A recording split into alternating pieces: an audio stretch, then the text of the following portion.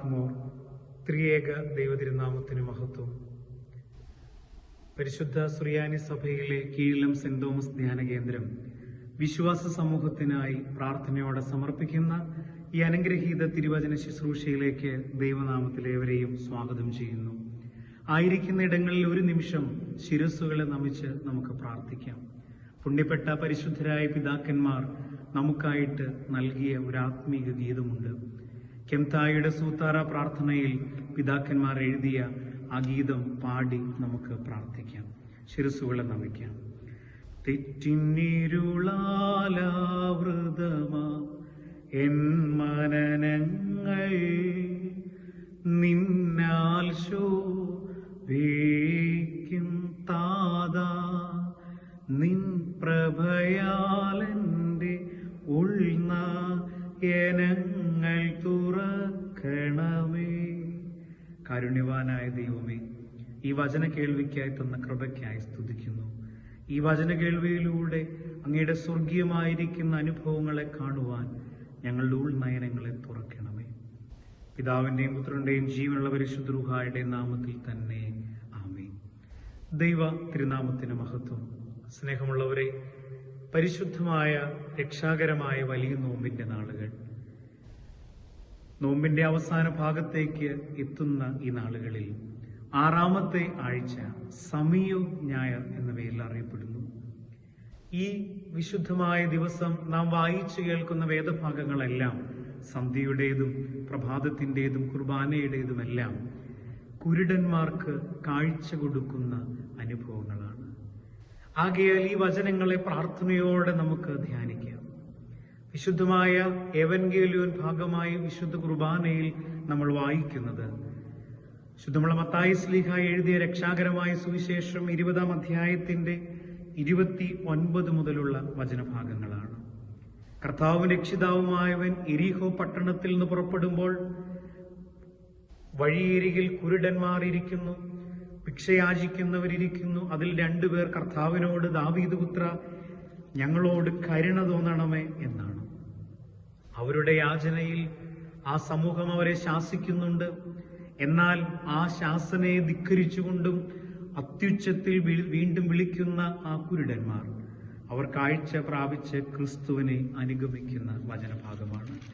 ആകയാൽ പ്രിയപ്പെട്ടവരെ, ഈ വചനഭാഗങ്ങളെ നമ്മൾ ധ്യാനിക്കുമ്പോൾ ക്രിസ്തു നൽകുന്ന പ്രത്യാശയുടെ കാഴ്ചപ്പാടുകൾ, പ്രത്യാശയുടെ ദർശനങ്ങളാണ് ഈ വചനത്തിലൂടെ നമുക്ക് കാണാനായിട്ട് സാധിക്കുന്നത്. എരീഹോവിൽ നിന്ന്, എരീഹോ പട്ടണം എന്ന് പറയുന്നത് യെരുശലേമിൽ നിന്ന് 15 മൈൽ ദൂരെയുള്ള പട്ടണമാണ്. അത് പുരോഹിത പട്ടണം എന്നാണ് പറയുന്നത്. യെരുശലേം ദേവാലയത്തിൽ ശുശ്രൂഷ ചെയ്യുന്ന പുരോഹിതന്മാരൊക്കെ താമസിക്കുന്ന ഒരു പട്ടണം എരീഹോ പട്ടണം. ഈ പട്ടണത്തിൽ നിന്ന് ക്രിസ്തു പുറപ്പെടുന്നത് യെരുശലേമിലേക്കാണ്. യെരുശലേമിലേക്ക് ക്രിസ്തു പോകുന്നതിന്റെ കാരണം എന്താണ്? കർത്താവിന്റെ ആ അവസാനത്തെ പെസഹായ്ക്ക് വേണ്ടി അവൻ ഒരുങ്ങുന്ന അവസാനത്തെ യെരുശലേം യാത്രയായിട്ട് നമുക്കതിനെ കാണാം. പ്രിയപ്പെട്ടവരെ, ഈ വഴിയിൽ ഈ പെസഹ പെരുന്നാളിൽ സംബന്ധിക്കുവാൻ ഒത്തിരിയേറെ സമൂഹങ്ങൾ കടന്നു വരുന്നുണ്ട്. കച്ചവടക്കാർക്കും അതോടൊപ്പം തന്നെ ഭിക്ഷയെടുക്കുന്നവർക്കുമെല്ലാം ഇതൊരു നല്ല കാലഘട്ടമാണ്, സമയമാണ്. എന്നാൽ ഇതിൽ നിന്നെല്ലാം വ്യത്യസ്തരായി 2 കുരുടന്മാരെ നമ്മൾ അവിടെ കാണുകയാണ്. ആകയാൽ ഈ വചനഭാഗങ്ങളിൽ നമ്മൾ ചിന്തിക്കുമ്പോൾ നമ്മളൊക്കെ കാഴ്ചയുള്ളവരാണ്. കാഴ്ചപ്പാടുകൾ വ്യത്യസ്തമാണെങ്കിലും കാഴ്ചയുള്ളവരായ നമുക്ക് ഈ അന്ധന്മാർ നൽകുന്ന പാഠം സ്വർഗീയമായ കാഴ്ചപ്പാടുകളാണ്. പ്രാർത്ഥനയോടെ നമുക്ക് ചിന്തിക്കാം. ഈ 2 കുരുടന്മാർ നൽകുന്ന ഒന്നാമത്തെ സന്ദേശം എന്ന് പറയുന്നത് ഇവർ പരിസരബോധം ഉള്ളവരായിരുന്നു എന്നുള്ളതാണ്. തന്റെ ചുറ്റുപാടുകൾ എന്ത് നടക്കുന്നു എന്ന് കൃത്യമായി മനസ്സിലാക്കുന്ന ഈ കുരുടന്മാർ, അവർക്കൊരു കാര്യം മനസ്സിലായി, ഇതാ ക്രിസ്തുവാണ് കടന്നു പോകുന്നതെന്ന് തിരിച്ചറിയുമ്പോൾ അവർ വിളിക്കുകയാണ് നസ്രായനായ കർത്താവേ എന്ന്. പ്രിയപ്പെട്ടവരെ, ഒരു ക്രിസ്ത്യാനി തന്റെ പരിസര ബോധമുള്ളവരായി നിൽക്കണം.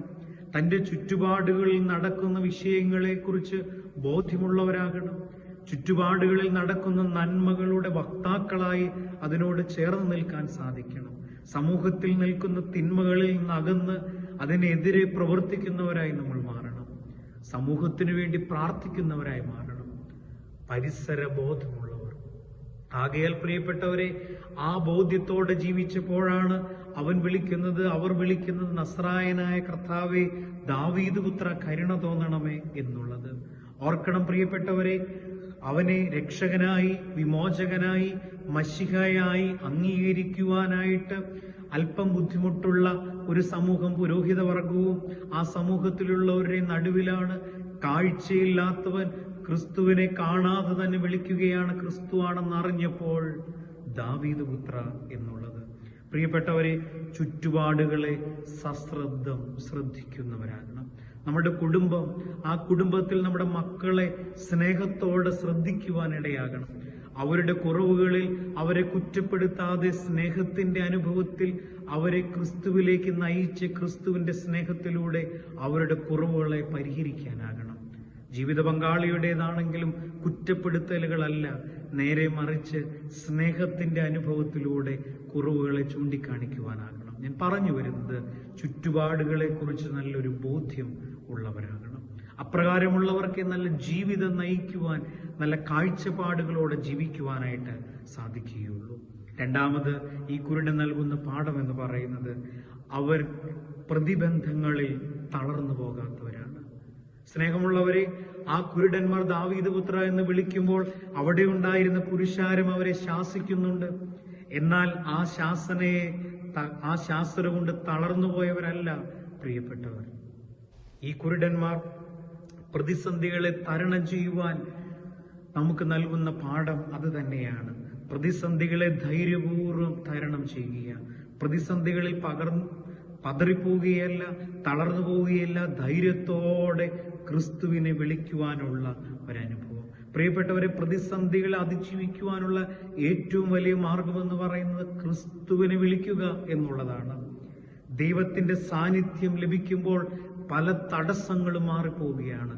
ക്രിസ്തു അടുത്തേക്ക് വരുമ്പോൾ ഈ തടസ്സങ്ങളെല്ലാം നീങ്ങി പോവുകയാണ്. ആകയാൽ പിന്മാറരുത്, പിന്നോട്ട് പോകരുത്. ദൈവത്തോട് നമ്മുടെ പ്രശ്നങ്ങൾ പറയുവാനായിട്ട് നമുക്കിടയായി തീരണം.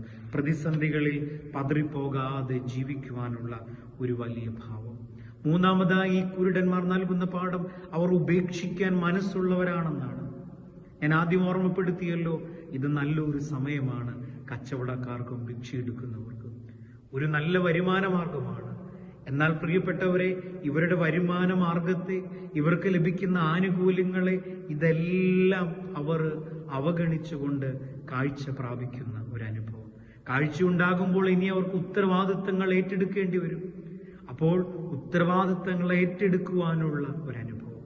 ഇതിലേക്ക് വേണ്ടി ചില കാര്യങ്ങളൊക്കെ ഉപേക്ഷിക്കാൻ അവർ തയ്യാറായി. ഇതാണ് പ്രിയപ്പെട്ടവരെ, ക്രിസ്തുവിനെ കണ്ടുമുട്ടുന്നവൻ അവന്റെ ജീവിതത്തിൽ അരുതാത്തതിനെല്ലാം ഉപേക്ഷിക്കുവാനുള്ള കൃപ ദൈവം കൊടുക്കും. അവൻ അവസരങ്ങൾ പ്രയോജനപ്പെടുത്തും, ഉത്തരവാദിത്തങ്ങൾ ഏറ്റെടുക്കും, ആത്മീകമായ അനുഭവങ്ങളിലൂടെ കടന്നുപോകും.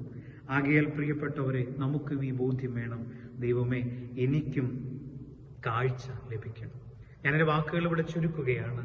നാലാമതായി, ജീവിതത്തിന്റെ വഴിയാത്രകളിൽ പുതിയ വഴിയെ കണ്ടെത്തിയവരാണിവർ. ആകയാൽ ഇവർ ക്രിസ്തുവിനെ പിൻപറ്റി എന്നാണ് വചനഭാഗത്ത് കാണുന്നത്. ദൈവത്തെ മഹത്വപ്പെടുത്തിക്കൊണ്ട്, ക്രിസ്തുവിനെ അംഗീകരിച്ചുകൊണ്ട് യാത്ര തിരിക്കുകയാണ്. ദൈവം തന്ന അനുഗ്രഹങ്ങളെ ഓർത്ത് നന്ദി പറയുവാൻ കഴിവുള്ളവരായി നമ്മൾ മാറണം. ദൈവത്തെ മഹത്വപ്പെടുത്തുന്നവരായി നമ്മൾ മാറണം. ദൈവത്തിന് ആരാധന അർപ്പിക്കുന്ന, സ്തുതിയും സ്തോത്രവും കരയറ്റുന്നവരായിട്ട് നമ്മൾ ഓരോരുത്തരും മാറണം. ആകയാൽ പ്രിയപ്പെട്ടവരെ, ഞാൻ എൻ്റെ വാക്കുകളോട് ഉപസംഹരിക്കുമ്പോൾ, പിതാക്കന്മാർ പാടിയ ഗീതം നമ്മുടെ ഉൾനയനങ്ങൾ ശോഭിക്കുവാൻ, തുറക്കുവാൻ നമുക്കിടയായിത്തീരണം. പുറമെ കാഴ്ചയുള്ളവരാണെങ്കിലും ആത്മീകമായ സ്വർഗീയമായ കാഴ്ചപ്പാടുകളോട് ജീവിപ്പാനിടയായിത്തീരണം. അതിനിടയാകട്ടെ എന്ന് പ്രാർത്ഥിക്കുന്നു. സ്വർഗത്തിലെ ദൈവത്തിന് തിരുസന്നിധിയിൽ കണ്ണുകൾ അടയ്ക്കാം. സ്നേഹവാനായ ദൈവമേ, ജീവിതത്തിൽ അക്കുരുടെന്ന പാഠം ചിലതിനെയൊക്കെ ഉപേക്ഷിക്കുവാൻ, ഞങ്ങൾക്ക് ലഭിച്ച അവസരങ്ങൾ പ്രയോജനപ്പെടുത്തുവാൻ, ദൈവമേ, പുതിയ വഴിയെ തിരഞ്ഞെടുക്കുവാൻ ഞങ്ങളെ സഹായിക്കണമേ. ഞങ്ങളുടെ ഉൾനയനങ്ങളെ അവിടെ തുറക്കണമേ.